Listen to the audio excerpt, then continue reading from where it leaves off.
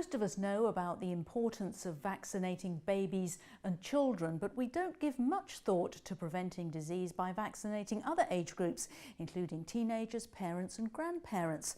There's a misconception that vaccines are something we outgrow. Well, adult immunisation is what I'll be talking about today with my guest, Dr. Thomas Breuer, Senior Vice President and Chief Medical Officer for GSK Vaccines. I'm Sarah Lockett. Welcome to the Business Debate.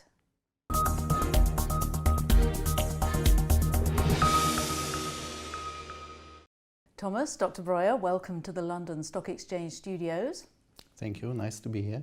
Now, the term adult vaccination is getting a lot more attention. Why do we need to be immunised once we're older?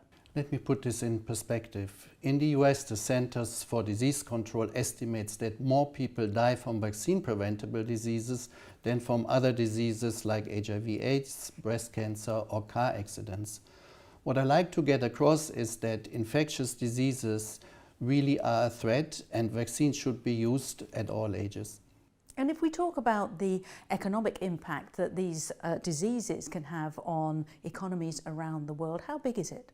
Okay, let me give you two examples. There are good data around flu, so every year people get the flu, and the WHO estimates that around 3 to 5 million people in the world suffer from flu every year, and the economic burden worldwide is estimated around 10 billion. 10 billion per year per season.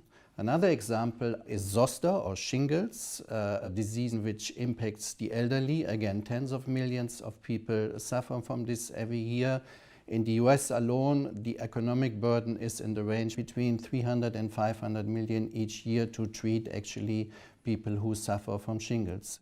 We also hear about life course immunisation. So what is this and how does it relate to adult vaccination? Okay, so in your introduction you talked about that people understand why vaccinating babies or children. We now have talked about vaccinating adults and the elderly, but you can also vaccinate adolescents. There are new meningitis vaccines out there which you can either give to children or to adolescents. There's the HPV vaccine which you give to girls to prevent cervical cancer, and there are even other vaccines which you give to pregnant women to avoid that children, young infants get sick when they are just born. So you vaccinate the mother to protect the child, and GSK is developing more vaccines in that area.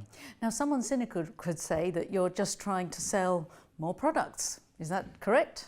I have heard this, again to cite WHO and the World Bank, who have repeatedly stated that only clean drinking water rivals vaccines to save lives.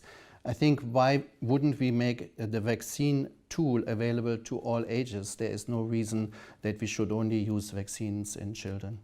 How much of an awareness or an education campaign do you think is needed to show people how much they need adult vaccination, and who needs to be persuaded? Is it individuals? Is it the medical community? Is it governments?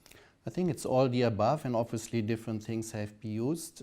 I would like to see that more governments recommend adult vaccination. Some countries do it, others don't, so that's an important thing. Then I think we can be much more innovative in how we vaccinate. So vaccinate at the workplace, vaccinate in pharmacies and not just at the doctor. So innovation can play a role. And then the last thing is on aging. Policies on aging should change. I think people get older, they work longer, they spend more time with their grandchildren, and prevention vaccines should be as important as, for example, doing sports or live healthy diets. So what I want to say is, ultimately, we would like to see that vaccines are used like seat belts in cars.